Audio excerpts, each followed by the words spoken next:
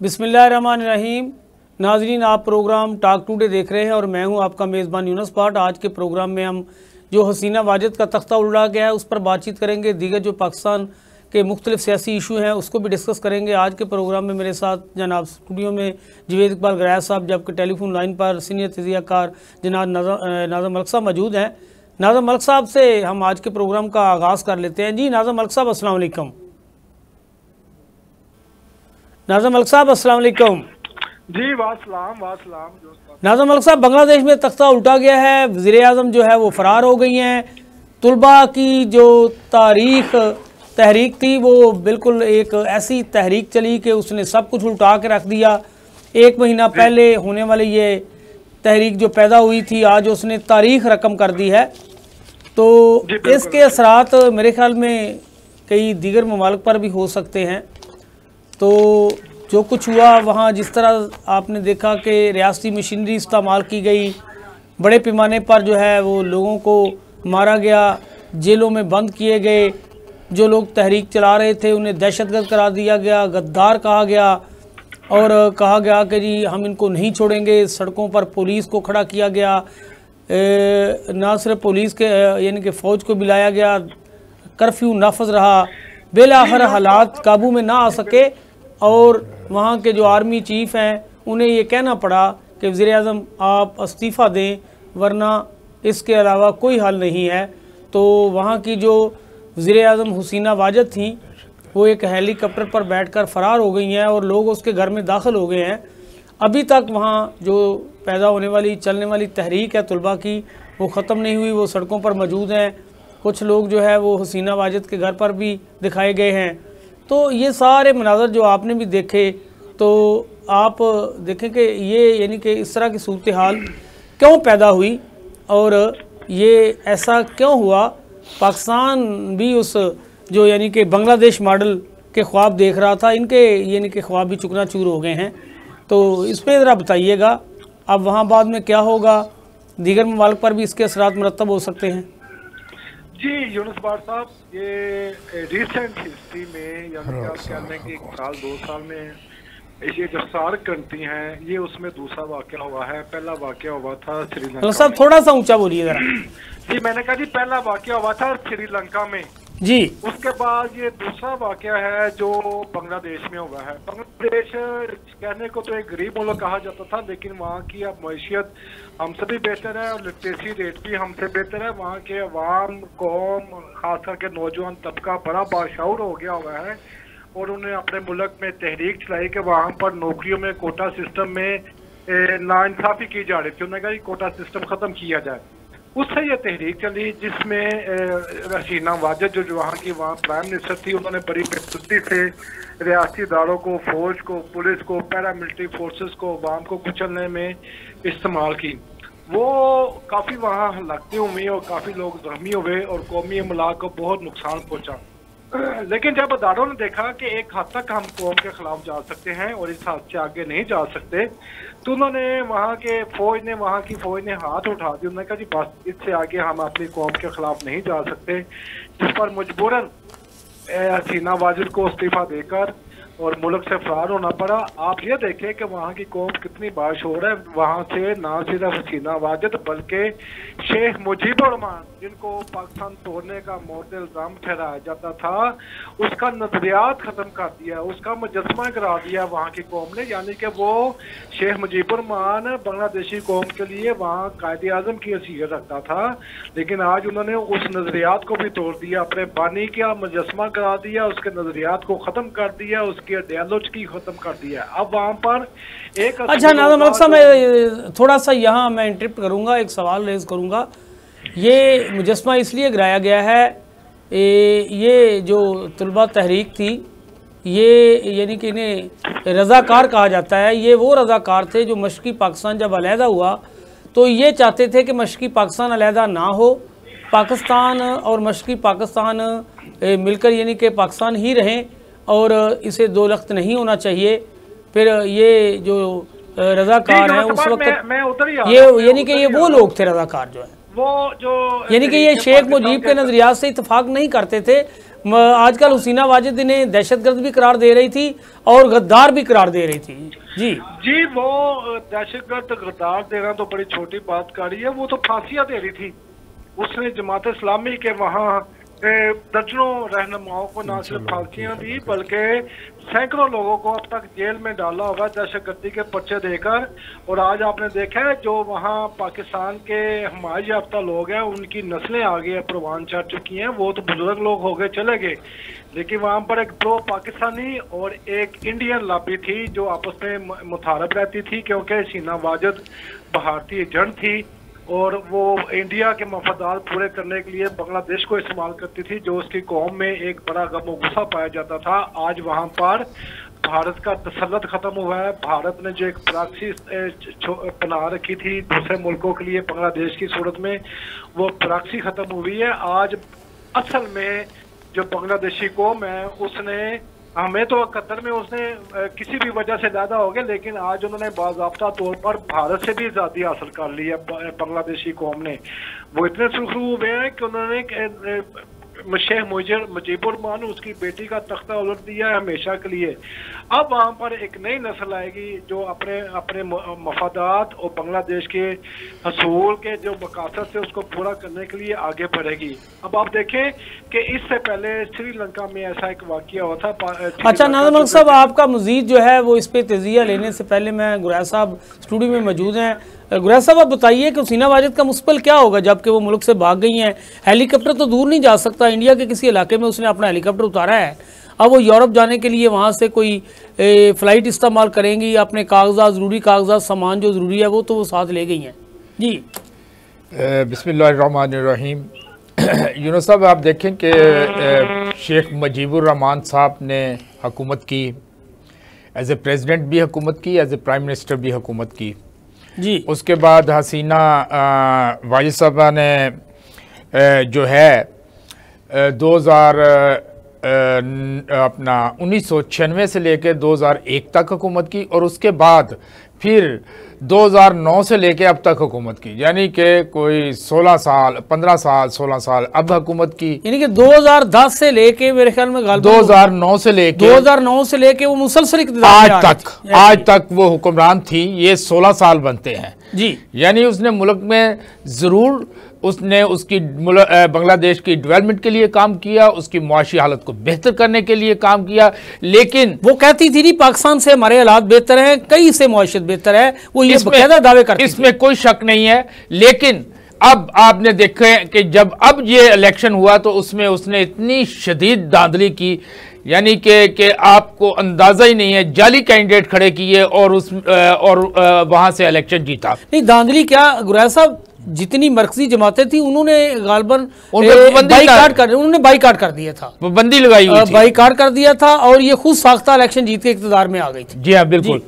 और अब आप देखें कि आप कहते हैं उसका क्या फ्यूचर, खत्म हो गई कहानी, खत्म हो गई। ऐसी जब बंदा आइन और कानून की बालादस्ती को कायम नहीं रख पाता, मेरिट की पॉलिसीज को कायम नहीं रख पाता, तो अवाम इतनी बेवकूफ़ नहीं है। अवाम समझ जाती है कि ये अब जो हुक्मरान है ये अपने ज़ाती मफादात के लिए जो है ज़िंदा रह रहा है, इसको अवाम के साथ कोई इंटरेस्ट नहीं, मुल्क के साथ कोई इंटरेस्ट नहीं, कौम के साथ कोई इंटरेस्ट नहीं, तो उसका अंजाम यही होता है कि वो उसको मुल्क से फरार होना पड़ता है। जो गुरैज साहब मुसलसल 16 साल इक़्तिदार में रहा हो, अब उसे जब इक़्तिदार छोड़ना पड़ा है तो अपनी ज़िंदगी के दिन जब वो एक सियासी जो है पनाह लेके गुजारेगी तो फिर आप अल्लाह ऐसे ही होता है, ऐसे ही होता है।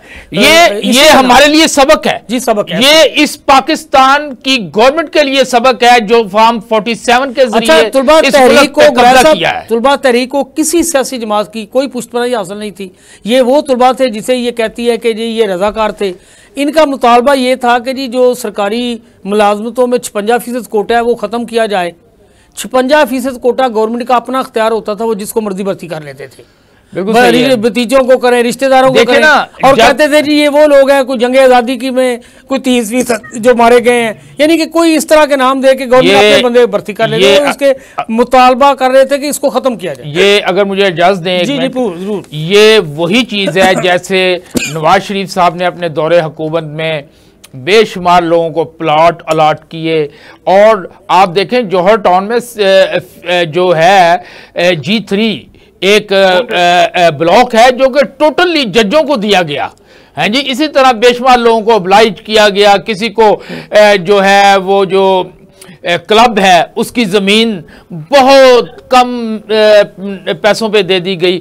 जब मेरिट पे फैसले नहीं होंगे, जब जुल्म और ज्यादती की इंतहा होगी, जब आप लोगों के घरों में जाके लोगों के बच्चों, बीवी और बूढ़े वालिदैन पे तशद्दुद करेंगे, तो हमें इससे सबक सीखना चाहिए कि हमें इन चीज़ों को सामने रखते हुए अपनी सिम्मत को दुरुस्त करना चाहिए ताकि इस मुल्क में मुआशी इस्तेहकाम आ सके। और जब तक सियासी इस्तेहकाम नहीं आएगा, मुआशी इस्तेहकाम का हम सोच भी नहीं सकते।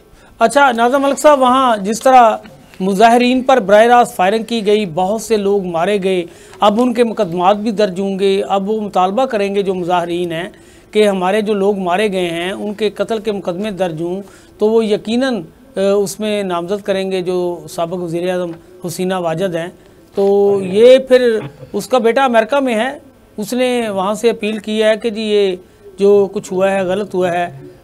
फ़ौज के जो सरबराह हैं उसको वो अपील कर रहा था कि हमारा जो इक़्तिदार है इसको जनाब ख़त्म ना किया जाए और जो ये सड़कों पे लोग आए हैं इनको पकड़ा जाए। तो वो भी इसका मतलब है कि पाकिस्तान में बांग्लादेश में नहीं है, तो वो उसका ख़ानदान आज तो वो भागी है अपनी बहन के साथ वहाँ से सारा कुछ छोड़ के। तो अब फिर नाज़िम मलिक साहब वो कहाँ पनाह ले सकती हैं, क्या होगा अब? जी यूनुस पाक साहब, मैं आपको यहाँ बताता जाऊँ कि खुदा की जो अल्लाह की लाठी है ये कितनी बेआवाज़ होती है कि खुद को फ़िरौन समझने वाले एक रात पहले वही वज़ीर आज़म के तौर पर उस बेडरूम में सोई हुई थी जिस पर अगले दिन उसी बेड पर आवाम का राज था। किसी को पता है कि अगले लम्हे क्या होने वाला है? वो जो वहाँ की कौम है, मैं आपको पहले भी कहा है कि वो अब अपनी तकदीर अपने हाथों से लिखेगी।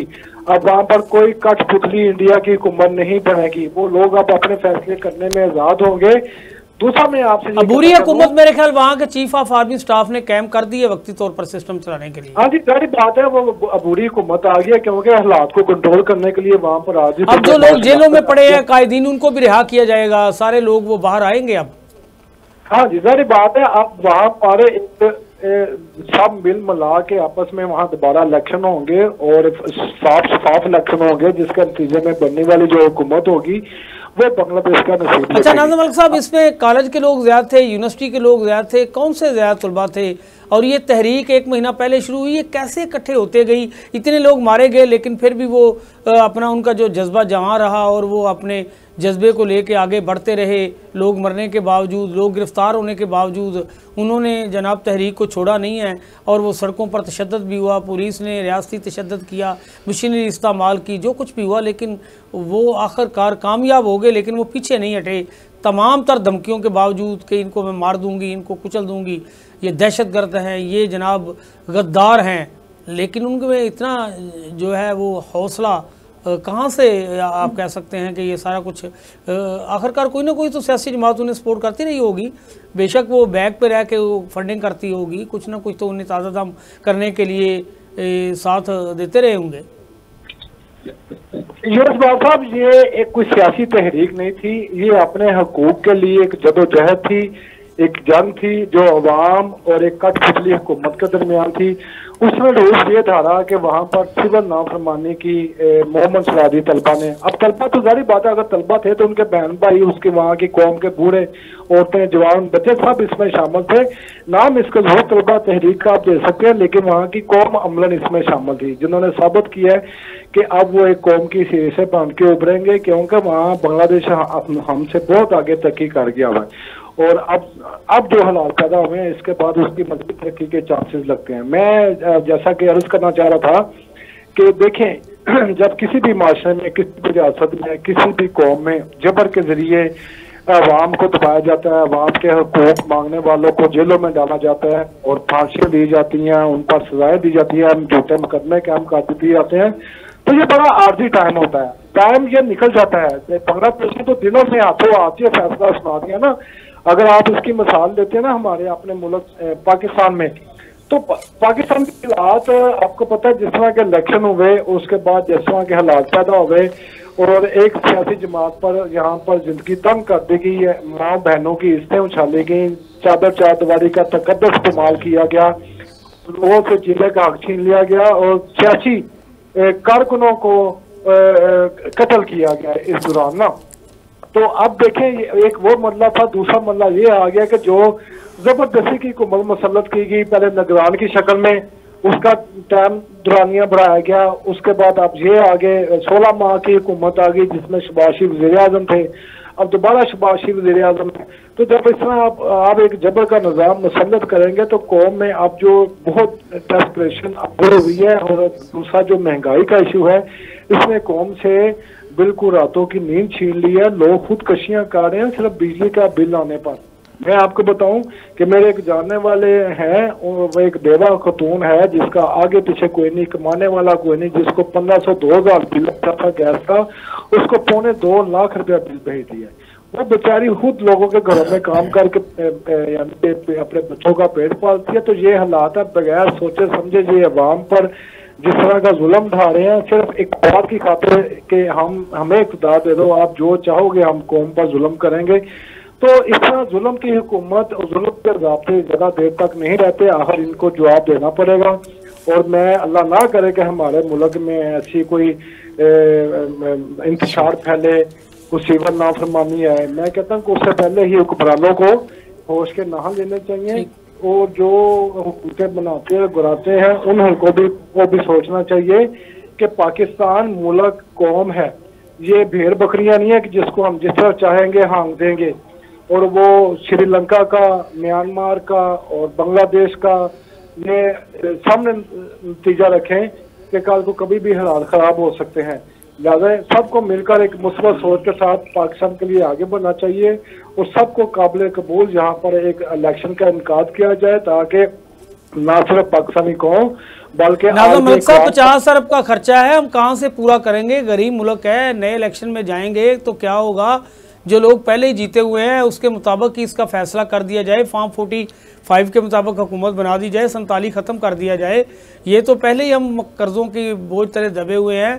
तो आप देखें ना कि दो जो अदारों के दरमियान टकराव की सूरत हाल है, इसको ख़त्म किया जाए। इस्लामाबाद में भी टकराव सामने आ रहा है, पंजाब में भी सामने आ रहा है। तो ये टकराव नहीं होना चाहिए। जो हमारे स्टेक होल्डर्स हैं उन्हें ये सोचना चाहिए कि अब जो दीगर ममालिक में पैदा होने वाली तहरीकें हैं, इनका कोई यानी कि हमें भी सबक सीखना चाहिए कि कहीं ऐसा। आप अपने मुल्क की अदलिया की हालत देख लें कि जो जजेस मेरिट पर इंसाफ पर फैसले दे रहे हैं उनके साथ और उनकी फैमिली के साथ क्या किया जा रहा है। मैंने वही अदारों के दरमियान टकराव की बात की है ना, कि इस्लामाबाद में भी अदारों के दरमियान टकराव पैदा किया जा रहा है, पंजाब में भी अदारों के दरमियान टकराव पैदा किया जा रहा है।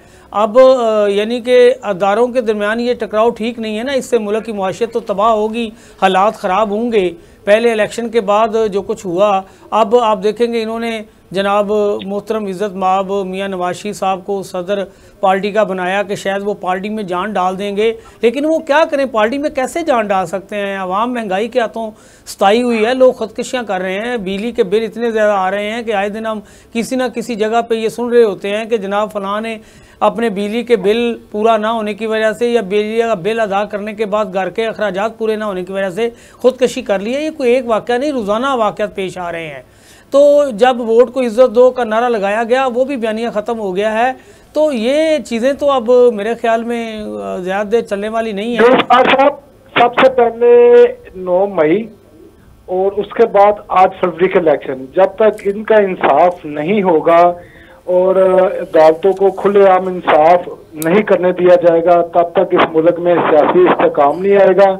और अगर सियासी इस्तेकाम ना आया तो माशी इस्तेकाम भी नहीं आएगा। नाज़िम मलिक साहब, इसके सियासी इस्तेकाम की बात सुन लें कि आपके सामने हाजी इम्तियाज़ जो मंडी बहाउद्दीन से PTI के MNA हैं, आजकल उनकी गुमशुदगी का, उनके लापता होने का केस हाई कोर्ट में चल रहा है। हाजी इम्तियाज़ का क्या कसूर है? हाजी इम्तियाज़ जो है वो PTI के MNA हैं, उन 41 में वो शामिल हैं जो 41 MNAs इलेक्शन जीतने के बाद हल्फनामा दे के दोबारा PTI को उन्होंने जनाब क्या करना था, ज्वाइन करना था। उनका हल्फनामा पार्टी को तो दे दिया गया, लेकिन उसके बाद वो वहाँ से उठा लिए जाते हैं और बताया जाता है कि इन्होंने अपने दौरे इक़्तिदार में करप्शन किया, एंटी करप्शन में मुकदमा बना दिया जाता है। तो इसी दौरान क्या होता है कि जनाब जो आप स्पीकर कौमी असम्बली हैं वो उनके प्रोडक्शन आर्डर जारी करते हैं कि इनको जनाब यहाँ कौमी असम्बली में लाया जाए। तो जब पंजाब हुकूमत को हुक्म दिया जाता है तो हाजी इम्तियाज़ को जनाब पंजाब पुलिस क्या करती है कि पंजाब पुलिस कहती है कि वो करप्शन के वो पैसे बरामद करने के लिए मंडी बहाउद्दीन गए हुए थे, जब वो वापस आए तो उनके साथी, उन्हें जिस तरह पुलिस मुकाबला रवैती बनाया जाता है तो कह दिया गया है कि उनके साथी आए उसे छुड़ा कर ले गए हैं और अब हम उनकी तलाश कर रहे हैं, मुल्ज़मान को पता कर रहे हैं, उनकी गिरफ्तारियों के लिए छापे मार रहे हैं। तो जब स्पीकर कौमी असम्बली पंजाब हुकूमत से इसका जवाब तलब नहीं करेंगे, नहीं पूछेंगे, तो वो पंजाब हुकूमत और कौमी असम्बली एक ही टेबल पर है। तो जहाँ इस तरह लॉ लेसनेस होगी तो वहाँ क्या होगा, वहाँ आप कैसे इंसाफ की तवक्को कर सकते हैं? यूनुस पार साहब, इस मुल्क में जज महफूज नहीं है, इस मुल्क में सलामती इदारों के लोग महफूज नहीं है। आप देखें ना कि लाहौर हाई कोर्ट के जज को बड़ा ज़बरदस्ती इन्होंने सुप्रीम कोर्ट में एलिवेट किया। जब वो सुप्रीम कोर्ट में चले गए तो अब तक उनका नोटिफिकेशन नहीं हुआ और पर उनकी केस खोल दिया गया। इंसाफ और कानून के मुताबिक जो है वो तकाज़ों को पूरा नहीं किया जा रहा। यही वजह है, हम बात बार बार वही कर रहे हैं, नाम लिए बगैर कर रहे हैं कि अदारों के दरमियान जो टकराव की पॉलिसी है उससे मसाइल खड़े हो गए हैं। नाज़िम मलिक साहब, आपका बहुत शुक्रिया, आपने हमें ज्वाइन किया। एक ब्रेक का टाइम है, दोबारा फिर यहीं से शुरू करेंगे। नाज़रीन, ब्रेक पर जाने से पहले नाज़िम मलिक साहब हसीना वाजिद के बांग्लादेश से फ़रार होने, वहाँ की जो तुलबा तहरीक है उस पर बातचीत कर रहे थे। हमें सीनियर तजिया कार जुल्करनैन तार साहब हैं, उन्होंने ज्वाइन किया, इनसे बात करते हैं। जुल्करनैन तार साहब, अस्सलाम वालेकुम। जी अस्सलाम वालेकुम भट्ट साहब। जी जुल्करनैन तार साहब, पाकिस्तान भी बांग्लादेश मॉडल के ख्वाब देख रहा था, तो अब वहाँ की सूरत हाल तो आपके सामने है कि 16 साल इक़्तिदार के मज़े लूटने वाली हसीना वाजिद को बिलाखिर मुल्क छोड़ना पड़ा। अब ज़िंदगी के आने वाले दिन उसके जो एक सियासी पनाह के तौर पर गुजरेंगे, अब पता नहीं उनके ख़िलाफ़ यहाँ कितने मुकदमात चलते हैं, मुल्क में क्या क्या होता है। तो इक़्तिदार का नशा ये होता है कि उसने अपने मुखालफिन को दबाने के लिए पूरी तरह रियासती मशीनरी का इस्तेमाल जो है वो किया था। बहुत से लोग, बहुत से तुलबा की अमवात भी वाक़या हुई, तशद्दुद भी किया गया, कई लोग जो जेलों में डाले गए, 2022 तक तो फांसी ही होती रही।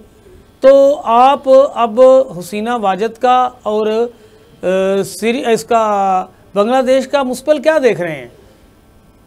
देखिए भट्ट साहब, बांग्लादेश में जो हुआ है वो वाकई इसमें, जैसे हसीना वाजिद ने अभी कुछ माह पहले वहाँ पे इलेक्शन मैनेज किया, पूरी अपोजिशन को उसने जेल में बंद किया और 100 की सारी अपोजिशन फिर बाइकआउट कर गई और अपनी फौज के साथ मिलके ये इक़्तिदार के मजे लूट रही थी। 16 साल से फौज इसके साथ मिली हुई थी।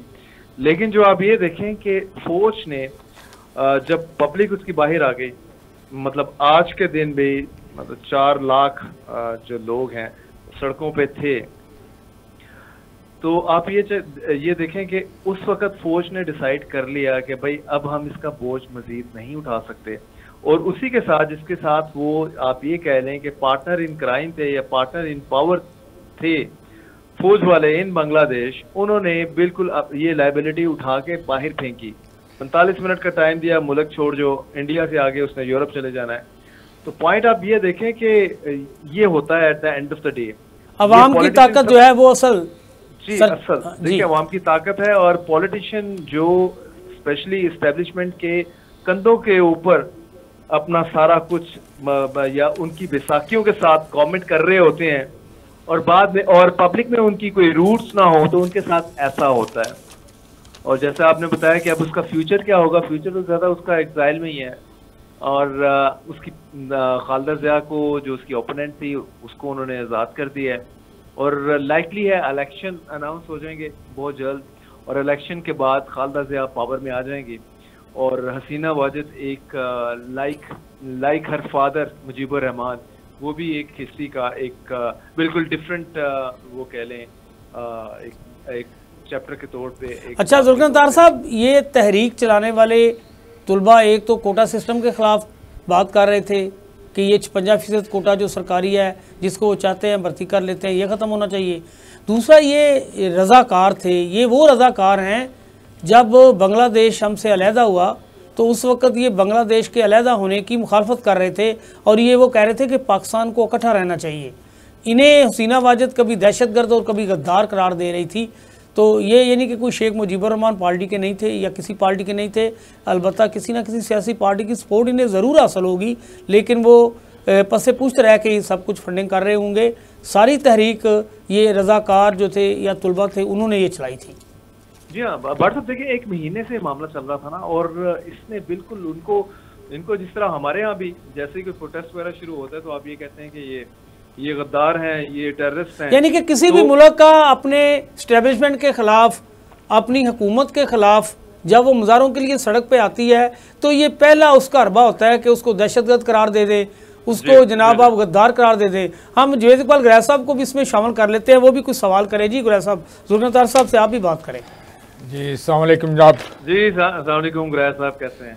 बस अल्लाह का शुक्र है। ये आप बताएं कि ये आप देखें कि पाकिस्तान में भी इलेक्शन में धांधली हुई, बांग्लादेश में भी धांधली हुई, सिचुएशन है इस हवाले से, और उधर भी मेरिट जो है वो ख़त्म करने की कोशिश की गई और जिस पे लोग बाहर निकले। दूसरे इधर तो खैर नक्शा मिलता जुलता है, इधर तो खैर मेरिट है ही नहीं, ना कानून है, ना आइन है, ना कुछ है। तो आप क्या समझते हैं कि ये हालात जो उधर पैदा हुए हैं, ये तस्वीर जो उधर आ गई है मंजर आम पे, क्या ये पाकिस्तान में भी क्या ऐसा होने जा रहा है, या हमें इससे सबक सीखना चाहिए और हमें उससे पहले ही अपनी सिम्मत को ठीक कर लेना चाहिए? बिल्कुल गुरैश साहब, देखिए आइडियली तो यही है जो आपने आखिरी वाली बात की कि हमें इससे सबक सीखना चाहिए और पहले ही कोई करेक्टिव मेजर्स जो हैं वो ले लेने चाहिए, लेकिन हम लेंगे नहीं बिल्कुल ही। और क्योंकि उसका आपने देख भी लिया जिस तरह से उन्होंने बताया कि भाई नहीं हमारा कोई मूड नहीं है, और बल्कि इस पार्टी को जो इस टाइम अगर आप पीटीआई की बात करें ओवरऑल ये नंबर 1 पार्टी है पॉपुलैरिटी के पॉइंट ऑफ व्यू से, इमरान खान नंबर 1 लीडर है पॉपुलैरिटी में, लेकिन इनको माफिया अब कहा जा रहा है। हालांकि माफिया अदर वे अराउंड, इससे पहले सुप्रीम कोर्ट के जजेस जो हैं वो शरीफ फैमिली को कह चुके हैं कि ये सिसिलियन माफिया की तरह ये एक्ट करते हैं। तो ये तो हो गया एक पॉइंट जो आपने आखिरी वो बताया। उससे पहले वाला ये है कि जो सिमिलर सिचुएशन बांग्लादेश की है पाकिस्तान के साथ मिलती, देखिए पाकिस्तान में भी आपको या हमें किसी को भी नहीं पता चलना कि सिचुएशन कैसे ट्रिगर कर गई। वहां पे भी वो कोटा सिस्टम के ऊपर वो निकले हैं बाहर, और उसके बाद जितनी सीरीज ऑफ नाइंसाफियां थी उसके ऊपर वो बात करना शुरू हुए, फिर लोग वापस नहीं गए और लोग बढ़ते गए, लाखों की तादाद हो गई। इन्होंने मारना शुरू किया, 1 महीने से ये मार रहे हैं उनको, हजारों जख्मी है, 300 बंदा वहां पे मारा गया इस सारे उसमें। तो ये सिचुएशन इसी तरह ये एस्केलेट पाकिस्तान में भी होने का चांस होगा। अभी बिजली के बिल ले लें या किसी और चीज को लेके एक मरतबा प्रोटेस्ट स्टार्ट हुआ, वो जिन जो है वो काबू में नहीं आएगा। लेकिन मैं आपको यही बता दूं पाकिस्तान में भी सिविल नाफरमानी की बातें हो रही हैं। सिर्फ एक पॉइंट ऐड कर दूं, जो बांग्लादेश में हुआ है उसी तरह की सिचुएशन यहाँ अगर बनी तो आप देखिएगा कि एस्टेब्लिशमेंट उस वक्त इनकी आराम से कुर्बानी दे देगी कि हाँ जी यही नून लीग की गवर्नमेंट कल्प्रेट है, इसी से ही महंगाई कंट्रोल नहीं हुई, इसी ने लोगों की जिंदगी अजाब की, इसी ने इलेक्शन भी इसी ने स्टील किया, चोरी किया, और सारे और फिर इनके बैग खैर पहले भी फरवरी 8 को भी तैयार थे, इन्होंने निकल जाना था, लेकिन बहरहाल उस वक्त अरेंजमेंट कुछ और हो गया। तो ये मेरा ख्याल है कि ये हसीना वाजिद से पहले भागेंगे अगर ये सिचुएशन बनी पाकिस्तान के अंदर। अच्छा जी, दूसरा ये है जुल्फ़िकार साहब कि आप देखें कि आज डीजी ISPR ने प्रेस कॉन्फ्रेंस की जिसमें एक सहाफ़ी ने उनसे सवाल पूछा कि क्या आजकल सुना है कि इमरान खान साहब इंटरेस्टेड हैं बातचीत के लिए, तो क्या आप अपने मौक़िफ़ पे अभी भी खड़े हैं? 9 मई वाला जो उसके बारे में जो मौक़िफ़ है आपका, उस पर अभी भी आप खड़े हैं या आपने कोई यू टर्न ले लिया या आप कोई हालात चेंज हो गए हैं? तो उन्होंने बड़ी सख्ती से कहा है कि नहीं, हम आज भी 9 मई के उसी मौक़िफ़ पे खड़े हैं। आप इसके बारे में क्या कहते हैं? जी तभी तो ये टकराव जो है ये हमें बिल्कुल वाज़ेह नजर आ रहा है कि अगर तो जिसे कह लेंगे बेटर सेंस प्रिवेल करती और मतलब कुछ वो उधर से एक स्टेप पीछे हटते, कुछ इमरान खान एक स्टेप पीछे साहब हटते, और ये कोई आप देखें बेसिकली तो सबने मुफाद देखना है कंट्री का, और रिकंसिलिएशन जो है मुफाहमत की सियासत या मुफाहमत इदारों में और या पॉलिटिकल पार्टीज में, तो ये कंट्री को ही बेनिफिट करती है। क्लैश की सूरत में तो सभी का ही नुकसान होता है। तो मुझे तो आगे यही क्लैश ही नजर आ रहा है और चीजें मुश्किल नजर आ रही हैं पाकिस्तान के लिए। जुल्करनदार साहब, जो सबसे ज़्यादा अफसोसनाक सूरत हाल है वो ये है कि इस्लामाबाद में और पंजाब में जो दो अदारों के दरमियान टकराव शुरू हो गया है वो इंतहाई अफसोसनाक है। जी, जी।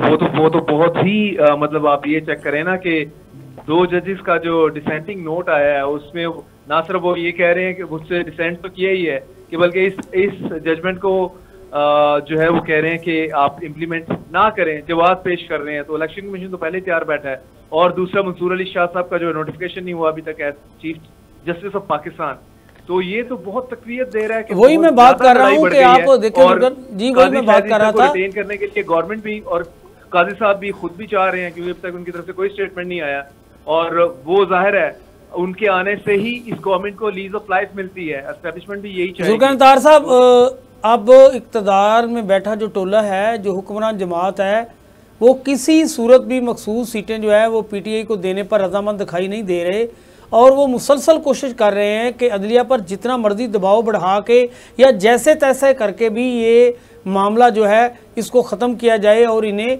मखसूस सीटें जो सुप्रीम कोर्ट की जो अक्सरियत जजेस की उनको दे चुकी है वो नहीं चाहते कि ये उन्हें सीटें मिल पाएँ। इसके लिए तमाम ओछे हथकंडे इस्तेमाल किए जा रहे हैं क्योंकि ख़दशा ये है कि अगर पार्लियामेंट में पीटीआई की अक्सरियत अगर सामने आ जाती है तो पंजाब में नून लीग की हुकूमत को ख़तरा है। यहाँ मरियम नवाज़ के ख़िलाफ़ जो है आपके यानी कि तहरीक अदम इत्तेमाद सामने आ जाएगी, वफाक की सूरत तब्दील हो जाएगी, बहुत कुछ। जी जी जी, आगे चल के अगर देखें ये रिजर्व सीट चाहती गवर्नमेंट इसलिए है कि अगर गवर्नमेंट को ये रिजर्व सीट मिल जाए तो वो दो तिहाई अक्सरियत उनके पास हो जाएगी जिससे वो आइन चेंज कर सकते हैं। आइन चेंज करके वो काजी फैज ईसा को एक्सटेंशन दे देंगे। काजी फैज ईसा की एक्सटेंशन से उनकी जिंदगी आसान हो जाएगी। ये गवर्नमेंट अपना टेन्योर पूरा नहीं, लेकिन कैसे करेगी? आप देखें ना, काजी साहब के पास तो अक्सरियत जजेस की जो है वो उनके साथ खड़ी नहीं है। तो ये अदारों के दरमियान टकराव जब तक होता रहेगा, हमारी मुआशरत की तबाही तो अपनी जगह, हमारी मुल्क में जो पैदा होने वाली कशीदा सूरत हाल है इसमें बढ़ गया है। देखिए जस्टिस मंसूर अली शाह का अभी तक नोटिफिकेशन ना होना, चीफ जस्टिस ऑफ पाकिस्तान नए का, तो ये आईनी बुरहान को मतलब कुछ छोटा आईनी बुरहान नहीं है। अब देखें इसकी लपेट में कौन आता है या इदारे आपस में गुत्थम गुत्था हो जाते हैं बिल्कुल ही। तो अगले आने वाले जो दिन है उसमें हमें कोई अच्छी खबरें हमारे लिए नहीं है अनफॉर्चुनेट। अच्छा, 2 जजेस के इजाफी नोट को जिस तरह बढ़ा चढ़ा के मीडिया में या जिस तरह उस पर तजज़िये किए जा रहे हैं, कोई खातर खा इन्हें फ़ायदा नहीं मिला, बल्कि जो दानश्वर हैं या जो लोग पाकिस्तान की सियासत को समझने वाले हैं या आप ये कह सकते हैं कि जो मुबसरीन हैं वो इसको नेगेटिव ले रहे हैं कि यार अक्सरियती फ़ैसले को 2 जजेस कैसे जो उसको ये कह सकते हैं कि रौंदा तो नहीं जा सकता ना। और आप देखें कि 15 दिन हो गए हैं अभी वो अक्सरियती वाला फैसला मंजरे आम पे नहीं आया। ये तो लाया गया ना कि इनको जल्दी से कहा गया कि जी ये अपना फैसला दे दें। अब 2 जजेस का फैसला अक्सरियती फैसले पर हावी तो नहीं हो सकता, वही तो मैं बात कर रहा हूँ। अच्छा, कुछ हमारे जो जर्नलिस्ट हैं, जो सीनियर जर्नलिस्ट हैं, जो हमारे तजियाकार हैं, जो कालम नगार हैं, मैंने अब उनकी डायरेक्शन देखी है, वो पूरी कोशिश कर रहे हैं कि पाकिस्तान के हालात को बेहतरी की तरफ लाने के लिए अपने कालम्स में पूरी कोशिश कर रहे हैं कि जो स्टेक होल्डर हैं उन्हें ये मशवरे दिए जा रहे हैं कि आप किसी टेबल पर बैठ के मामला को सुलझाएं, उलझाएं नहीं। ये जो मज़ामत बढ़ती जा रही है इसको ख़त्म करें। उनमें मैंने देखा है कि सुहेल बड़ाई साहब के बड़े पॉजिटिव आ रहे हैं, अहमद मीर साहब के कालम बड़े पॉजिटिव आ रहे हैं, वो मुसलसल मशवरे पे मशवरे दे रहे हैं कि ऐसा नहीं होना चाहिए। लेकिन DGISPR की प्रेस कॉन्फ्रेंस में भी हमें कोई मुफाहमत का अंदिया नहीं मिला। इसमें जो पॉलिटिकल उसमें वो तो आवाज़ कम पड़ गई आपकी। जी मैंने कहा अभी हमने DGIS जो आप बात कर रहे हैं, बिल्कुल कॉलमिस्ट तो इस तरफ कह रहे हैं कि हमें रिकंसिलिएशन की तरफ जाना चाहिए, मुफाहमत की तरफ, लेकिन DGISPR की प्रेस कॉन्फ्रेंस से हमें कोई इस किस्म का मुफाहमत का अंदिया नजर नहीं आया और उसमें हमें यही नजर आया कि लड़ाई आगे और बढ़ेगी और जोरों की होगी लड़ाई। और क्योंकि इसमें अब एक पूरा दूसरा इंस्टीट्यूशन में भी के साथ भी पूरा पंगा ले लिया है, वो है सुप्रीम कोर्ट। तो ये मामला कहाँ जाके रुकेगा, यू नेवर नो। उसको प्रेडिक्ट करना भी इतना आसान नहीं है क्योंकि जैसे यही कह लें कि जिस दिन जिसका पलड़ा भारी हुआ वो ले जाएगा गेम। नहीं, अदलिया तो अपनी आज़ादी को दबाने के लिए तैयार नहीं है। आप देखें ना, अतरम मिनल्लाह ने जिस तरह अमेरिका में खिताब किया और उन्होंने कहा कि जब भी मार्शल लॉ लगा रात को अदालतें खुली और खुलनी चाहिए, उन्होंने कहा है कि शब खून मारने की इजाज़त नहीं दी जानी चाहिए। सुप्रीम कोर्ट तो अपने मौक़िफ़ पे कायम है और वो तो कह रही है कि अब हम जो भी है कानून की बालादस्ती के लिए इक़दाम करने के लिए उन्होंने पहले भी फैसला सादर फरमाया है। मेरे ख्याल में मज़ीद फैसले भी इस तरह के आते रहेंगे। अब हुकूमत की बका सिर्फ काजी साहब की सूरत में है और काजी साहब को एक्सटेंशन मिलती हुई नज़र नहीं आ रही। अगर बसूरत दीगर कोई मुतबादल रास्ते या मुतबादल कोई इस तरह के ओछे हथकंडे इस्तेमाल किए गए तो रिजल्ट अच्छा नहीं होगा। जी ट्रू। देखें सबसे बड़ा अच्छा, गुरैश साहब से कुछ जान लेते हैं, वो भी बात करना चाहते हैं। गुरैश साहब इसमें करने। जी गुरैश साहब। जी हाँ, बिल्कुल। आप जो कह रहे हैं ना कि वो जजेस साहबान ठीक है, वो कोशिश कर रहे हैं, लेकिन आप देखें कि वो जो कमीशन बना हुआ है जो डिसीजन करता है, जैसे उन्होंने पहले डिसीजन किए कि एडहॉक जजेस को अपॉइंट करने के लिए 2 एडहॉक जजेस का उन्होंने नोटिफिकेशन उन्होंने मंजूरी दी, फिर नोटिफिकेशन जारी हो गई। अब सुना है कि मज़ीद एडहॉक जजेस की नोटिफिकेशन होगी। इन तरह के फ़ैसलों को आप नहीं रोक सकते। तमाम बार्स में उनके जो गवर्नमेंट के बंदे हैं वो बैठे हुए हैं और उनको पाकिस्तान से कोई दिलचस्पी नहीं, अवाम से कोई दिलचस्पी नहीं, इस मुल्क की इकानमी से कोई दिलचस्पी नहीं है और ना ही सियासी इस्तेहकाम से कोई दिलचस्पी। उनको दिलचस्पी है कि हम गवर्नमेंट के बंदे हैं और हमें बड़े बड़े ओहदे मिल गए हैं और हमें बहुत बड़ा जनाब बेनिफिट फाइनेंशियल मिल रहा है। यानी कि ये सारी चीज़ें अपनी जगह पर ठीक है, लेकिन ओवर दी हाल देखें कि इसका जो कोई यानी कि सिमत सुधरती हुई नज़र नहीं आ रही। आप दिन ब दिन सिमत को ख़राब से ख़राबतर होता देख सकते हैं। हालात को आप ये तो नहीं कहते कि बेहतर हो गए हैं, उन्होंने ये इकदाम किया तो बेहतर हो गए, ये किया तो ये बेहतर हो गए। अब हुकूमत ने फैसला किया था कि जी जो अदर कंट्रीज़ हैं वो हमें जनाब इन्वेस्टमेंट के लिए हमारे पास आ रहे हैं और यहाँ अपनी सरमायाकारी करेंगे। उन्होंने आपके सामने जवाब दे दिया है। IMF की सख्त शराइत ने अवाम का जीना दोबर कर दिया है। लेकिन आप ये देखें कि गवर्नमेंट कहीं रुक तो नहीं ना रही। गवर्नमेंट जो है वो अपने काम करती जा रही है। यानी कि नहीं, अगर वो स्थायी जजेस जो है ले भी आती है, वो स्थायी जजेस की तादाद जो ये एडहॉक जजेस हैं इनको मिला के पूरा करना चाहती है, तो इससे अबहाम पैदा होगा। इससे जो सुप्रीम कोर्ट जो सुप्रीम अदालत है उसके दरमियान अगर आप जो हम पहले ही बार मैं यही कह रहा हूँ कि जो 2 अदारों के दरमियान पैदा होने वाली सूरत हाल है, इससे मुल्क की मुआशरत में ना तो बेहतरी आ सकती है और ना ही मुल्क के हालात जो है वो बेहतर हो सकते हैं। जब तक स्टेक होल्डर्स को आप एक टेबल पर नहीं बिठाएंगे। अब आप देखें कि इस हुकूमत को 4-5 महीने हो गए हैं, तो ये अब हुकूमत जो है अभी तक आवाम को रिलीफ देने में बड़ी बुरी तरह नाकाम हुई है और आवाम दिन ब दिन अवाम ने सोचा था कि शायद ये इनको मौका दें, इनके आने से हालात बेहतर हो जाएं। अवाम इनकी तरफ देख रही है, लेकिन अवाम को अब पता चल गया है कि ये हमें रिलीफ देने में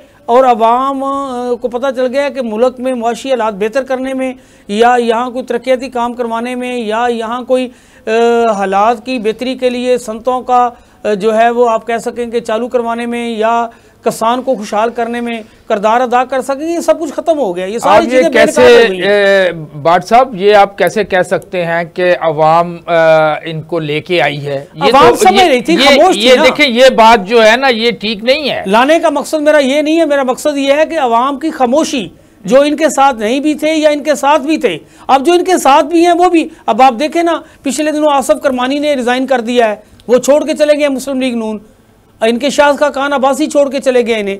इनके जुबैर वो उमर जो जुबैर क्या नाम है उनका, जुल्करनैन साहब जो कराची से हैं, जी मोहम्मद जुबैर इन्हें छोड़ के चले गए हैं। आहिस्ता आहिस्ता इनके अपने पीपल पार्टी इनको छोड़ने पे आज पीपल पार्टी ने कहा हुआ है कि अगर आप पीपल्स पार्टी कभी नहीं छोड़ेगी, नहीं ये वो जो भी करती है फ्रॉड करती है। पीपल्स पार्टी का मौकफ ये है कि अगर आप सिस्टम को नहीं चला सकते तो इलेक्शन करवा दें। आज उनके जनरल सेक्रेटरी का बयान है। वैसे ही कहते रहते हैं वो लोग हैं जो उनकी बेटी जरदारी साहब की बेटी ने असेंबली में खड़े होकर बड़ी तकरीर की कि ये बजट में ये गलत हुआ है, ये टैक्सेस लगा दिए गए, महंगाई की है, ये किया वो किया, उसके बाद उसी पीपल्स पार्टी ने उस बजट को पास कर दिया। अगर पीपल्स पार्टी ना बजट पास करती तो बजट ना पास होता। दूसरी बात जो आप कह रहे हैं कि ये जो लोग हैं जो आवाम देख रही है उनकी तरफ, भाई किन की तरफ आवाम देख रही है?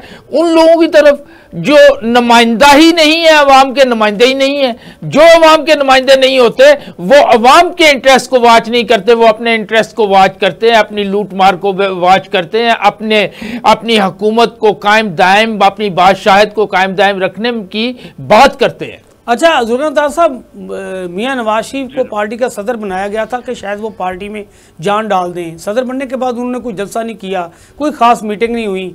एक दिन पहले मरी में मीटिंग हुई है, वहाँ बुला के उसने मरीम नवाज़ को भी बुला लिया, दीगर जो उसके रहनुमा थे उन्होंने भी बुला लिया, और इस बात पर गौर किया गया कि हमें तो हुकूमत छोड़ देनी चाहिए। देखिए साहब, नवाज शरीफ ना अभी तक शौक में है फरवरी 8 के इलेक्शन के बाद। एक तो उन्होंने उस वक्त देख लिया कि मेरा जो डिसीजन था, जो मैंने वोट को इज्जत दो का नारा छोड़ा और मैंने पुरानी नौकरी पे बहाली चाही, तो वो तो बहाल नहीं हुए, उनके छोटे भाई बहाल हो गए, शहबाज शरीफ साहब, वो प्राइम मिनिस्टर बन गए। तो इनको कुछ भी नहीं मिला सिवाय इनकी बेटी चीफ मिनिस्टर तो बनी, लेकिन चीफ मिनिस्टर के पास भी उस तरह से पावर्स नहीं है, पावर्स किसी और के पास ही हैं। तो वो जो still he is in shock, वो उनको इनकी पार्टी नहीं, शहबाज शरीफ नहीं, जिसे कह लें कि साहब ने इनको थोड़ा सा खुश करने के लिए कि बड़े भाईजान आपको हम दोबारा प्रेसिडेंट बना रहे हैं तो आप थोड़ा सा चीयर अप हो जाएं, लेकिन वो चीयर अप हो नहीं पा रहे क्योंकि उन्होंने बड़ी पॉपुलैरिटी वेव देखी है अपने हवाले से। और मतलब इनका टिकट अप्रैल 2022 से पहले तक इनका द हॉटेस्ट टिकट इन पंजाब था। पंजाब में ही जो जीतता है उसी की गवर्नमेंट बनती है सेंटर में। तो वो टके टोकरी हो गया। नून का टिकट जो है वो जिसे कह लेंगे, ये आपको वो चाराने होते थे ना, अब तो चाराने भी नहीं है, रुपया भी शायद आपको छोटे से सिक्के की फॉर्म में मिले। तो पॉइंट ये है कि बिल्कुल टके टोकरी हो गया। और वैसे बाय द वे बांग्लादेश का टका जो है वो हमारे रुपए से स्ट्रांग हो गया, ये उधर से ही ये मुहावरा निकला हुआ था। नहीं, उन्होंने कहा था हमारे पाकिस्तानियों को कि अब तो आप 2 टके के भी नहीं रहे। हाँ जी। तो वही मैं आपको बता रहा हूँ कि नवाज शरीफ साहब इसमें शौक में है। उनको पता है कि पब्लिक में मेरी कोई पॉपुलैरिटी है नहीं। कल को अगर इलेक्शन होता है, अब तो हमने 17-18 सीटें जीत ली हैं, तो कल को वो भी नजर नहीं आ रही। जुल्फ़िकार साहब बहुत शुक्रिया, आपने हमें ज्वाइन किया।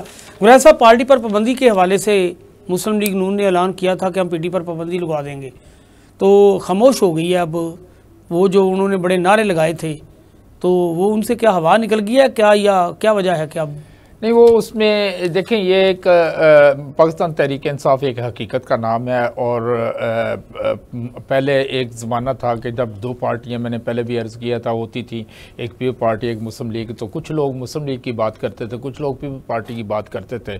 लेकिन अब आप जिससे भी बात करें वो पीटीआई की बात करता है। तो इतनी बड़ी आवाम की पार्टी को उस पर आप पाबंदी नहीं लगा सकते। हम दोनों ने तो पहले ही कहा था, ये आवाम की तवज्जो हटाने के लिए 2 दफ़ा तेल की कीमत बढ़ गई है, आटे की कीमतें बढ़ गई हैं, बाज़ार में मार्केट में ज़रूरत जो अशिया की है वो हर चीज़ की कीमतें। और दूसरी अहम खबर जो है वो ये है कि इमरान खान साहब ने जो कहा है कि मैं फ़ौज के साथ, हमें अच्छे तल्कात रखने चाहिए, मेरे किसी फ़ौज के साथ कोई मेरा इख्तलाफ नहीं है। मैंने हाँ, चंद लोगों के साथ इख्तलाफ हो सकता है, फ़ौज के साथ अदारे के साथ इख्तलाफ नहीं हो सकता। तो ये अब उनकी तरफ से एक बड़ी मुस्बत अप्रोच है, जो कि मेरा ख्याल है एस्टेब्लिशमेंट को इसके बारे में इसको कंसिडर करना चाहिए और इसको देखना चाहिए कि और इसकी तरफ बढ़ना चाहिए, इससे पहले कि हम बांग्लादेश वाली, अल्लाह माफ़ करे, अल्लाह रहम करे हमारे मुल्क पे, कि ऐसी हालत ना हो। आप देखें कि बांग्लादेश में इतनी दुनिया निकली, उसमें बच्चों पे भी फोर्सेस ने उनको भी मारा, 300 से ज़्यादा लोगों को कत्ल कर दिया गया, ये तो रिकॉर्ड पे है। लेकिन इसके अलावा भी बहुत सारे लोगों के ऊपर जुल्म व तशद्दुद हुआ। फिर उनको वैसे ही जैसे इधर कहा जाता है, ज़रा सी बात होती है तो ताड़ साहब कहते हैं नहीं ये दहशत गर्द हैं, ये गद्दार हैं, उस्मा बुखारी कह देती है इस तरह के। तो इसी तरह की सिचुएशन उधर थी कि वो उन्होंने भी कहा कि ये गद्दार हैं, ये दहशत गर्द हैं। तो हमें इन चीज़ों को हमारे स्टेक होल्डर को देखना चाहिए, सोचना चाहिए और सामने रखना चाहिए। और जिस तरह इमरान खान साहब ने मुस्बत सोच लेके आगे बढ़ रहे हैं, मेरा ख्याल है कि इस वक्त एस्टेब्लिशमेंट को इसकी तरफ देखना चाहिए, बजाय कि सख्त रवैये को ज़रा नरम करना चाहिए। क्योंकि ये मुल्क का मामला है, ये कौम का मामला है। इस वक्त बड़ी तकलीफ़ में पूरी कौम है, महंगाई के इस अज़ाब में ऐसी फंसी हुई है कि ना खाने को कुछ मिलता है, ना बिलों की अदायगी होती है, ना सेहत की सहूलत ले सकते हैं। दवाइयों की कीमतें इतनी ज़्यादा बढ़ गई हैं, रुकने का नाम ही नहीं ले रही, दिन ब दिन बढ़ती, दिन ब दिन बढ़ रही। आप देखो हमारे प्रोग्राम का वक्त ख़त्म हो गया है। आखिरी हम बात करते चलें कि हमारे स्टेक होल्डर्स को मुल्क की कोई दुरुस्त सिमत के लिए इक़दाम करने चाहिए, सोचना चाहिए।